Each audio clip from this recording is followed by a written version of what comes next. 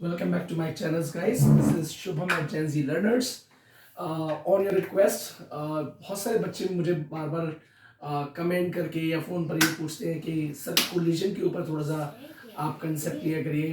Collision एक बहुत ही dramatic topic वो बोलते हैं, but it requires lot of attention, lot of focus. So I am here to bring my perspective to this topic of collision,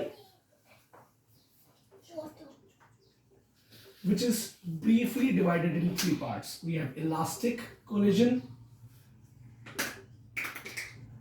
we have complete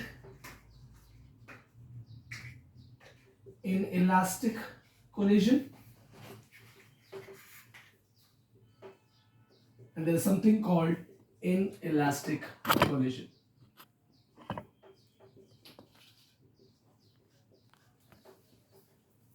बच्चों, कोई rocket science नहीं है, बहुत ही छोटा सा इजी सा कंसेप्ट है.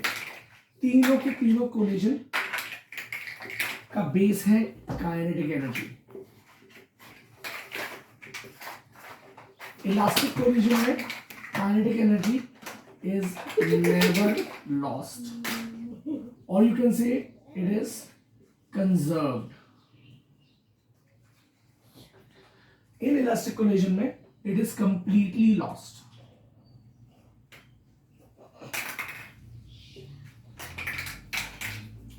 और inelastic में it is partially lost. I'll give you a classic example. Classic example of elastic collision is rubber band. आप उसको जितना स्ट्रेच करोगे, जितना आप उसको स्ट्रेच करोगे, वो उतनी ही ज्यादा फोर्स से वापस अपनी ओरिजिनल पोजीशन गेन कर लेता है. This also talks about elastic collision, जिसमें one form of the energy gets converted into different form of the energy. It is also as per the law of conservation of energy, right? So elastic collision, completely inelastic collision, completely lost में अगर आप देखेंगे, let's suppose आपके पास दो ball है, एक ball v1 velocity से चल रहा है, दूसरी बॉल v2 वेलोसिटी से चल रहा है. आप दोनों बॉल्स को दीवार में मार दीजिए, all of a sudden you will see इनका वेलोसिटी बिल्कुल जीरो हो जाता है. एट अ टाइम जब ये दोनों बॉल एक दूसरे के साथ कांटेक्ट में आते हैं, you see the ball will come to at rest at some point in time.